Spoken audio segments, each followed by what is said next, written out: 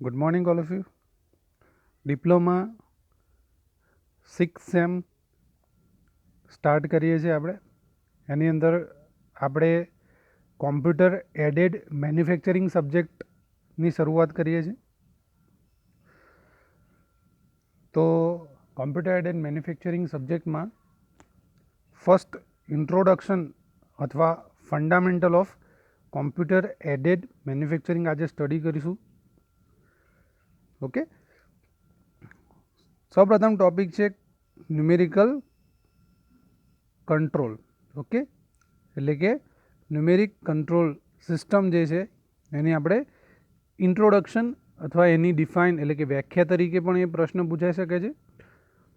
2 માર્ક્સની અંદર પ્રશ્ન પૂછાવાની શક્યતા છે. ન્યુમેરિકલ કંટ્રોલ, તો ન્યુમેરિકલ કંટ્રોલ મશીન એટલે જે મશીનનો કંટ્રોલ ન્યુમેરિકલ ડેટા દ્વારા થતો હોય, બરાબર છે. જે મશીનનો કંટ્રોલ જે છે એ ન્યુમેરિકલ ડેટા દ્વારા કરવામાં આવતો હોય, બરાબર છે. તેને આપણે શું કહેવામાં આવશું? ન્યુમેરિકલ કંટ્રોલ કહેવામાં આવશે, બરાબર છે. એની અંદર શું હશે તો ઇલેક્ટ્રોનિક ઇન્ડસ્ટ્રીઝ જે હશે એનું જે એસોસિએશન એટલે કે EIA ના મુજબ એનસી મશીનના જુદા જુદા ન્યુમેરિકલ ડેટા દ્વારા કંટ્રોલ કરવામાં આવશે, બરાબર છે. ન્યુમેરિકલ ડેટાનો સંગ્રહ માટે એનસી મશીનમાં ઇલેક્ટ્રોમેગ્નેટિક ટેપ રીડર અથવા મેગ્નેટિક ટેપ રીડરનો ઉપયોગ કરવામાં આવશે.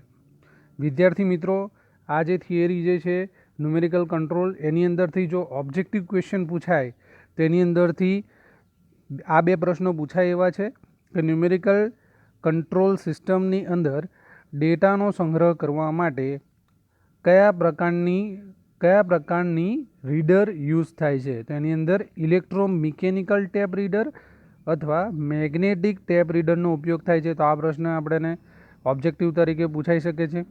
ઓકે, અને થિયરીની અંદર પણ આપણે લખી શકીએ છીએ. આટલો આપણે ડેટા લખ્યો હોય તો આપણને પૂરેપૂરા 2 માર્ક્સ મળી જાય. ઓકે, બીજો ટોપિક છે સેકન્ડ કે ન્યુમેરિકલ કંટ્રોલ. આપણે જોયું તો ન્યુમેરિકલ ડેટા દ્વારા કરવામાં આવે છે, બરાબર છે. એની અંદર સંગ્રહ કરવા માટે 2 રીડર છે, એક ઇલેક્ટ્રોમેગ્નેટિક ટેપ રીડર, બીજું મેગ્નેટિક. ઓકે, હવે એના ભાગ વિશે આપણે જોઈએ તો 3 ભાગની અંદર વહેંચાયેલું છે, બરાબર છે. પ્રોગ્રામ ઓફ ઇન્સ્ટ્રક્શન એટલે કે પ્રોગ્રામને આપણે ઇન્સ્ટ્રક્શન આપશે, બરાબર છે. બીજું છે મશીન કંટ્રોલ યુનિટ, બરાબર છે. અને ત્રીજું છે મશીન ટૂલ. ઓકે, તો એ 3 ભાગની અંદર વહેંચાયેલું છે. પ્રોગ્રામ ઇન્સ્ટ્રક્શન જે છે એ શાના દ્વારા આપવામાં આવશે? પ્રોગ્રામ જે જગ્યાએ સ્ટોર કરેલો હશે ઇલેક્ટ્રોમિકેનિકલ ટેપ રીડર અથવા મેગ્નેટિક ટેપ રીડર જે એ બતાવેલું છે એમાં પ્રોગ્રામનું ઇન્સ્ટ્રક્શન આપવામાં આવશે.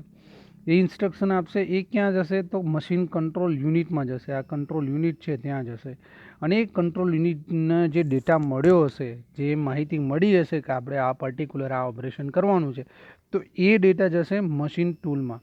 અને એ મશીન ટૂલમાં ડેટા જશે એટલે એ વર્ક મળશે. એટલે કે ધારો કે દાખલા તરીકે આપણે લેથ મશીનની વાત કરતા હોય, CNC લેથ, NC લેથ મશીનની, તો એ ડેટા તમને જશે મશીન ટૂલની અંદર. એટલે કે તમારે જે ધારો કે ટર્નિંગ કરવાનું છે તો ટર્નિંગનો તમે પ્રોગ્રામિંગ અહીં ગાડી કર્યું તમે, બરાબર છે. પ્રોગ્રામ ઇન્સ્ટ્રક્શનની અંદર એનું કંટ્રોલ યુનિટમાં ડેટા જશે અને કંટ્રોલ યુનિટનો જે છે ડેટા બધું ત્યાં કંટ્રોલ થશે અને ત્યાંથી ડેટા ક્યાં જશે? મશીન ટૂલમાં. અને મશીન ટૂલ શું કરશે? પરફોર્મ કરશે એ ડેટા, એટલે જે ઓપરેશન કરવાનું છે એ ઓપરેશન કરશે. તો હવે ડિટેલમાં જોઈએ. પ્રોગ્રામ ઓફ ઇન્સ્ટ્રક્શન એટલે કે મશીન ટૂલને કાર્ય કરવાનું છે, એટલે કે મશીન ટૂલને જે કાર્ય કરવાનું છે તેની સૂચના આપશે, બરાબર છે. જે મશીન ટૂલને જે કામ કરવાનું છે એની સૂચના આપશે. કયા સ્વરૂપે આપશે?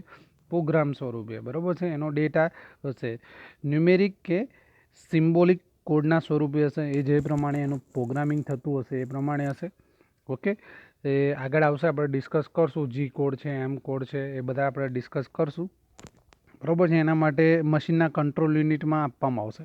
ઓકે, મશીન કંટ્રોલ શું કરશે તો ન્યુમેરિક કે સિમ્બોલિક કોડને મશીન મુવમેન્ટમાં ફેરવવાનું કામ કરશે. મશીન મુવમેન્ટ એટલે કે જે મશીન જે કામ કરશે, ફીડ હશે, લેપટોપ કટર, જે બી ઓપરેશન હશે, મશીન મુવમેન્ટ એટલે એની અંદર આપણે જોઈએ તો 2 પ્રકારનું મુવમેન્ટનું કામ કરશે. એની અંદર બેઝિકલી એક હશે ઓપન લૂપ હશે, બીજી હશે ક્લોઝ લૂપ હશે, બરાબર છે.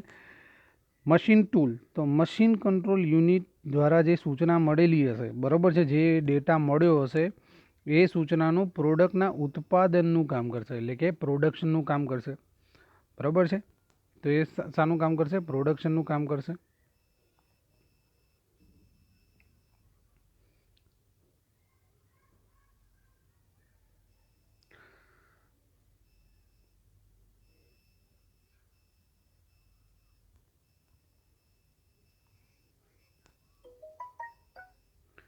એનસી મશીનના ફાયદા. તો એનસી મશીનના આપણે ફાયદા જોઈશું. તો એની અંદર સૌપ્રથમ છે કે લીડ ટાઈમ જે હશે એની અંદર ઘટાડો થશે, બરાબર છે. તો લીડ ટાઈમ એટલે શું છે? તો આપણે જોઈએ. જીગ અને ફિક્સચરનો ઉપયોગ શું થશે? ઘટશે, બરાબર છે. એનો ઉપયોગ શું થશે? ઘટશે. અને પ્રોડક્ટનું જે પ્રોડક્શન જે કરવાનું છે એની અંદર જે સમય લાગશે એમાં શું થશે? ઘટાડો થશે. ઓબ્વિયસલી તમારે એક્સટર્નલ કોઈ જરૂર નહીં પડે, જેમ કે જીગ ફિક્સરનો ઉપયોગ ઘટશે, બરાબર છે, એટલે એક્સટર્નલ ઇક્વિપમેન્ટની જરૂર નહીં પડે, સમય ઘટશે તો અલ્ટિમેટલી તમને ફાયદો થશે, તમારો પ્રોફિટ, તમારે એટલું કોસ્ટિંગ તમારું ઘટી જશે, બરાબર છે. અને એના કારણે તમે પ્રોડક્શન તમારું વધશે. પછી ઓપરેટરની ભૂલ નિવારી શકાશે, બરાબર છે. એલિમિનેશન ઓફ ઓપરેટર એરર, એટલે કે પ્રોડક્ટના ઉત્પાદનમાં મશીન ટૂલને સૂચના કંટ્રોલ યુનિટ દ્વારા મળતી હશે, બરાબર છે. એટલે ઓપરેટરની જે કામગીરી હશે એમાં ઘટાડો થશે, બરાબર છે.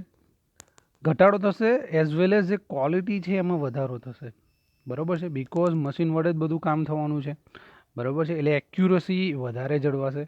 ઓકે, તમે નોર્મલ લેથ મશીન ઉપર તમે કોઈ ઓપરેટર કોઈ દાગીનો બનાવે અને સીએનસી કાં તો એનસી મશીન, અત્યારે આપણે પર્ટિક્યુલર એનસીની વાત કરીએ તો એનસી મશીન ઉપર એનસી લેથ મશીન છે, ઓકે, તો એના ઉપર જે દાગીનો બનશે એમાં થોડો ઘણો ડિફરન્સ હશે. ઓકે, એક્યુરસી કોની વધારે હશે? એનસી મશીનની વધારે હશે. ઓકે, પછી લેબર ખર્ચમાં ઘટાડો થશે. લેબર ખર્ચની અંદર ઘટાડો થશે તો મશીન ઓટોમેટિક હોય છે, ઓકે, જેથી એક ઓપરેટર એક સાથે એકથી વધુ મશીન ઓપરેટ કરી શકશે. ફૂલ્લી ઓટોમેટિક મશીન હોય છે, બરાબર છે, એટલે લેબર કોસ્ટ તમે ઘટાડી શકો છો. એક જ પર્સન બધું હેન્ડલ કરી શકશે. ટૂલ લાઈફની અંદર વધારો થશે, કારણ કે જરૂરી ફીડ, સ્પીડ અને જે ડેપ્થ ઓફ કટ જે બી તમારે આપવાનો હશે એ બધું શાના વડે થશે? કંટ્રોલ યુનિટ દ્વારા થશે, એટલે કે MCU, okay, machine control unit દ્વારા થશે, જેથી ટૂલ લાઈફમાં વધારો થશે. અગાઉ ડિસ્કસ કર્યું એ પ્રમાણે જીગ ફિક્સરનો ઉપયોગ નિવારી શકાય છે, ઓકે. પછી જોબની ડિઝાઇનમાં સરળતાથી સુધારા વધારા કરી શકાય છે, એટલે કે flexibility in changes of component. ઇન્સ્પેક્શનમાં ઘટાડો કરી શકાય છે, બરાબર છે, એટલે સમય ઘટશે, એટલે અલ્ટિમેટલી તમને પ્રોડક્શન તમારું વધી જવાનું છે. સ્ક્રેપમાં ઘટાડો કરી શકાય છે. સ્ક્રેપમાં ઘટાડો એટલે કે રિડ્યુસ સ્ક્રેપ, ઓપરેટરની ભૂલના કારણે જે સ્ક્રેપ વધતો હતો, બરાબર છે, એમાં ઘટાડો થશે, કારણ કે મશીન ઓપરેટ કરશે, ફૂલ્લી ઓટોમેટિક છે, ઓકે. પ્રોડક્ટનું કોસ્ટિંગ ચોક્કસ કરી શકાશે, એટલે એક્યુરેટ પ્રોડક્ટ કોસ્ટિંગ તમે કરી શકશો, ઓકે. તો આ બધા હતા એનસી મશીનના ફાયદા, ઓકે. સીએનસી મશીન આપણે નેક્સ્ટ લેક્ચરમાં જોઈશું, okay. Good bye, thank you.